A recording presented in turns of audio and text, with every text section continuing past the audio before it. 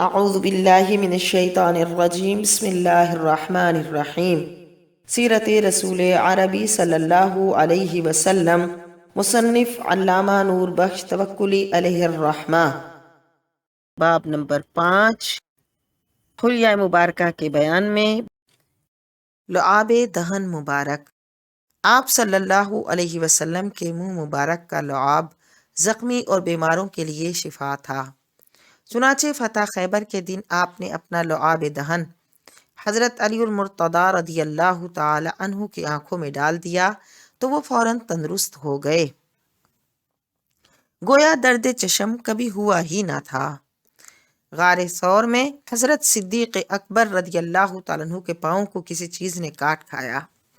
آپ علیہ الصلاۃ والسلام نے اپنا لعاب دہن زخم پر لگایا، اسی وقت درد جاتا رہا۔ حضرت رفاعہ بن رافع رضی اللہ تعالیٰ عنہ کو بیان ہے کہ بدر کے دن میری آنکھوں میں تیر لگا اور پھوٹ گئی۔ آپ صلی اللہ علیہ وسلم نے اس میں اپنا لعاب مبارک ڈال دیا اور دعا فرمائی، بس مجھے ذرا بھی تکلیف نہ ہوئی اور آنکھ بالکل تندرست ہو گئی۔ حضرت محمد بن حاتب کے ہاتھ پر ہنڈیا گر پڑی اور وہ جل گیا۔ آپ صلی اللہ علیہ وسلم نے اپنا لعاب مبارک اس پر ڈالا اور دعا کی، وہ ہاتھ اچھا ہو گیا۔ حضرت عمر بن معاذ بن جموح انصاری رضی اللہ تعالی عنہ کا پاؤں کٹ گیا تھا۔ آپ صلی اللہ علیہ وسلم نے اس پر اپنا لعاب مبارک لگا دیا، وہ اچھا ہو گیا۔ حضرت ابو قتادہ انصاری رضی اللہ تعالیٰ عنہ بیان کرتے ہیں کہ غزوہ ذی قرد محرم 7 ہجری میں آپ صلی اللہ علیہ وسلم نے مجھ سے پوچھا کہ تمہارے چہرے میں یہ کیا ہے؟ میں نے عرض کیا کہ ایک تیر لگا ہے۔ آپ نے فرمایا کہ نزدیک آؤ۔ میں نزدیک ہوا تو آپ صلی اللہ علیہ وسلم نے اس پر لعاب دہن لگا دیا۔ اس روز سے مجھے کبھی تیر و تلوار نہیں لگی اور نہ خون نکلا۔ ایک مرتبہ محبوب آقا صلی اللہ علیہ وسلم کے پاس پانی کا ڈول لایا گیا۔ آپ نے اس میں سے پیا، بچا ہوا پانی کنویں میں ڈال دیا گیا، بس اس میں سے کستوری کی سی خوشبو نکلی۔ آپ کے خادم حضرت انس رضی اللہ تعالی عنہ کے گھر میں ایک کنواں تھا۔ آپ صلی اللہ علیہ وسلم نے اپنا لعاب دہن اس میں ڈال دیا، اس کا پانی ایسا شیریں ہو گیا کہ تمام مدینہ منورہ میں اس سے بڑھ کر میٹھا کوئی کنواں نہ تھا۔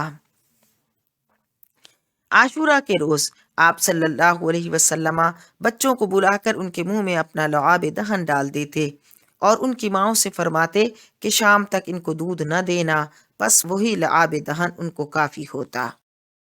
حضرت عامر بن قریشی اپنے صاحبزادے عبداللہ کو بچپن میں آپ صلی اللہ علیہ وسلم کی خدمت اقدس میں لائے۔ آپ نے ان کے منہ میں اپنا لعاب مبارکہ ڈالا، وہ اسے نگلنے لگے۔ اس پر آپ صلی اللہ علیہ وسلم نے ارشاد فرمایا، یہ مسقا سیراب ہے۔ چنانچہ حضرت عبداللہ یعنی حضرت عامر بن قریش کے بیٹے جن کو وہ حضور کی بارگاہ میں لائے تھے، وہ جب کسی زمین یا پتھر میں شگاف کرتے تو پانی نکل آیا کرتا۔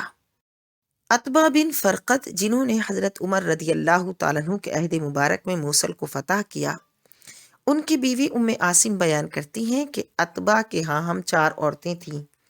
ہم میں سے ہر ایک خوشبو لگانے میں کوشش کرتی تھی تاکہ دوسری سے اطیب ہو، اور عتبہ خود کوئی خوشبو نہ لگاتے تھے مگر اپنے ہاتھ سے تیل مل کر داڑھی میں لگا لیتے تھے، اور ہم میں سب سے زیادہ خوشبودار تھے۔ جب وہ باہر نکلتے تو لوگ کہتے کہ ہم نے عتبہ کی خوشبو سے بڑھ کر کوئی خوشبو نہیں سونگھی۔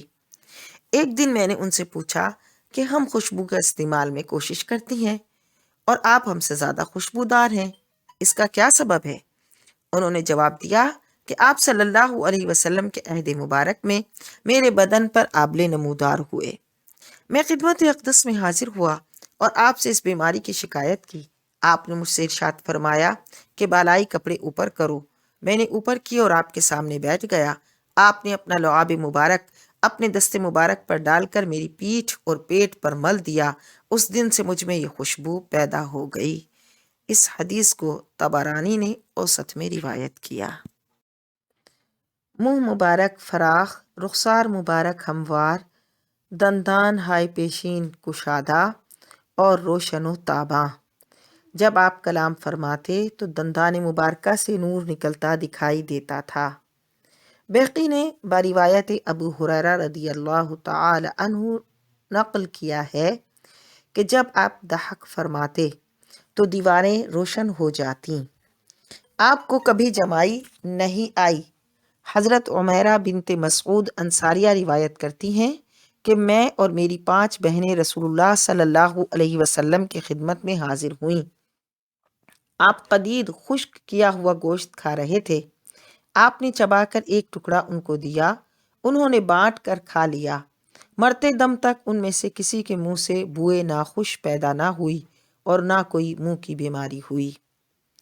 غزوہ خیبر کے روز حضرت سلمہ بن الاکوع کی پنڈلی میں ایسی ضرب شدید لگی کہ لوگوں کو گمان ہوا کہ شہید ہو گئے۔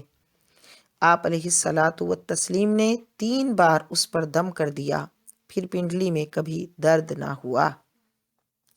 ایک روز ایک بد زبان عورت آپ کی خدمت میں آئی۔ آپ قدید تناول فرما رہے تھے۔ اس نے سوال کیا کہ مجھے بھی دیجیے۔ آپ صلی اللہ علیہ وسلم نے جو قدید سامنے پڑھا ہوا تھا اس میں سے دیا۔ اس نے عرض کی اپنے منہ سے دے دیجیے۔ آپ نے منہ سے نکال کر اسے دیا، وہ کھا گئی۔ اس روز سے فحش اور کلام قبیح اس سے سننے میں نہ آیا۔ مذکورہ بالا واقعات کے علاوہ بے شمار پیشن گوئیاں اور دعوات جو پوری اور قبول ہوئی اسی منہ مبارکہ سے نکلی ہوئی تھیں۔ یوم حدیبیہ میں چاہ حدیبیہ کا تمام پانی لشکر اسلام نے، جو بقول حضرت برا بن عازب رضی اللہ تعالیٰ عنہ 1400 تھے، نکال لیا۔ اس میں ایک قطرہ بھی نہ رہا۔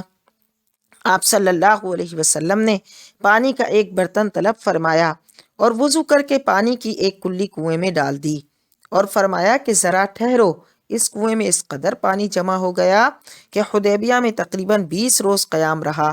تمام فوج اور ان کے اونٹ اسی سے سیراب ہوتے رہے۔ زبان مبارک۔ آپ افصح الخلق تھے، یعنی خلق میں، مخلوق میں سب سے زیادہ فصیح تھے اور فصاحت میں خارق عادت حد کو پہنچے ہوئے تھے۔ یعنی عادت کے خلاف جو کیفیات ہوتی ہیں وہ اللہ نے آپ کو اعلیٰ درجے کی عطا فرمائی تھی۔ آپ کے جوامع کلم، بدائع حکم، امثال سائرہ، در منصورہ، قضایائے محکمہ، وصایائے مبرمہ اور مواعظ و مکاتیب و مناشیر مشہور آفاق ہیں، یعنی سارے جہان میں مشہور ہیں۔ ان کی تفصیل کی کئی محل نہیں کہ جگہ نہیں۔ حضرت عائشہ صدیقہ رضی اللہ تعالیٰ عنہ فرماتی ہیں کہ رسول اللہ صلی اللہ علیہ وسلم کا کلام تمہارے کلام کی مانند نہ تھا کہ بوجہ عجلت سامع پر ملتبس ہو جائے، کہ یعنی جلدی جلدی اس طرح کلام نہ فرماتے تھے کہ کوئی سمجھ نہ سکتا تھا یا اس کو وہ مشتبہ ہو جاتا، بلکہ آپ کا کلام واضح اور مبین اور ایسا تھا کہ پاس بیٹھنے والا اسے یاد کر لیتا۔ حضرت ام معبد نے جو آپ کا حلیہ شریف بیان کیا ہے اس میں یوں ہے کہ آپ کا کلام شیریں، حق و باطل میں فرق کرنے والا، نہ حد سے کم نہ حد سے زیادہ، گویا آپ کا کلام لڑی کے موتی ہیں جو گر رہے ہیں۔ حافظ ابن حجر فرماتے ہیں کہ آپ علیہ الصلاۃ والتسلیم کی حیات شریفہ میں صحابہ کرام میں سے کوئی بہرا نہ تھا، اور یہ آپ علیہ الصلاۃ والتسلیم کے معجزات میں سے ہے۔ کیوں؟ آپ ان کے لیے احکام الہی کے مبلغ تھے، اور بہراپن اس کام کی سہولت کے ساتھ ہونے سے معنی ہوتا، برعکس نابینائی کہ اگر کسی کو کوئی نابینا ہو تو وہ کلام کے سننے سے معنی نہیں ہوتا، یعنی برعکس نابینائی کہ وہ معنی نہیں ہوتی، اور نابینا شخص بھی کلام کو چونکہ سن سکتا ہے۔ لہٰذا صحابہ کرام میں سے کوئی نابینا تو ہوا ہے لیکن بہرے نہیں ہوئے، تاکہ وہ آپ علیہ الصلاۃ والتسلیم کے کلام کو سہولت سے سن سکیں۔ دور و نزدیک سے سننے والے وہ کان لال کرامت پہ لاکھوں سلام۔ آپ دیکھ رہے ہیں PATF Islamic info YouTube channel. مزید اسلامک ویڈیوز کے لیے ہمارا چینل سبسکرائب کریں۔